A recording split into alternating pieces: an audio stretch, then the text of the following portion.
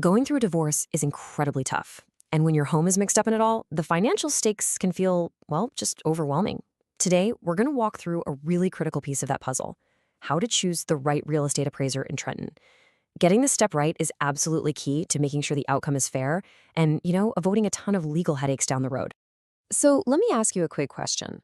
When a couple has to divide everything up in a divorce, what's usually the one thing, the biggest ticket item on that list? Yep, you probably guessed it. For most couples, it's the family home. And because it's so often the largest financial asset you share, figuring out its true value is the cornerstone of a fair settlement. It doesn't matter if one person is buying the other out or if you're planning to sell, that number has to be right. And that leads us right into our first big point: why getting a proper appraisal isn't just a good idea. It is absolutely essential for a fair financial settlement. Now, you might be thinking, can I just ask a real estate agent for a market analysis? And that's a common thought, but for a divorce, it's just not what you need.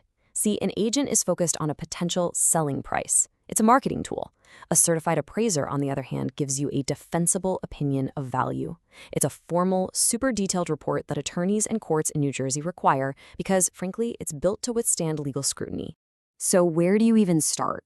Well, before you even get into their experience, there are some absolute non-negotiables. These are the basic professional standards every single appraiser has to meet. Okay, here are the two must-haves you have to check for, no exceptions. First, they absolutely must have a New Jersey state license or certification. Second, they have to follow something called USPAP standards. So, what the heck is that? Let's break it down. So, USPAP. It sounds complicated, but it's basically the official rulebook for appraisers. It stands for the Uniform Standards of Professional Appraisal Practice. Following these rules is what ensures their methods, their ethics, and their final report are solid enough to actually stand up in court. It's the gold standard. All right, so once you've confirmed they have the right credentials, the next step is to dig a little deeper. Because it's not just about having experience in general. It's about having the right kind of experience for a divorce case. And this is a really important distinction to make. Look, an appraiser who spends all day valuing homes for simple mortgage refinancing is playing a totally different ballgame. They might be fantastic at their job, but a divorce appraisal has its own unique legal complexities that require a very specific skill set. Here's what you're actually looking for. You want someone who regularly does marital dissolution appraisals. That's the technical term for it. They need to know the Trenton and Mercer County market inside and out. That deep local knowledge is what lets them find truly comparable sales. And that right there is the secret to an accurate and defensible valuation. Okay, so you've found someone who's licensed and has the right kind of experience. We're almost there. The final piece of this puzzle is making sure they are completely impartial and that their final work product is rock solid. The main principle here is simple, but it is so crucial. The appraiser has to be a neutral third party. Any connection at all, whether it's personal or financial, to either you or your spouse can completely discredit their report in the eyes of the court. Their impartiality is what gives the whole valuation its power. And how can you tell if their work is up to snuff? Easy. Ask to see a redacted sample report. A high-quality, court-ready report is always going to have these four things: a really detailed description of the property, a deep dive analysis of comparable sales, super clear logic for any adjustments they made, and, of course, a final opinion of value that's explained really well. All right, let's pull all of this together.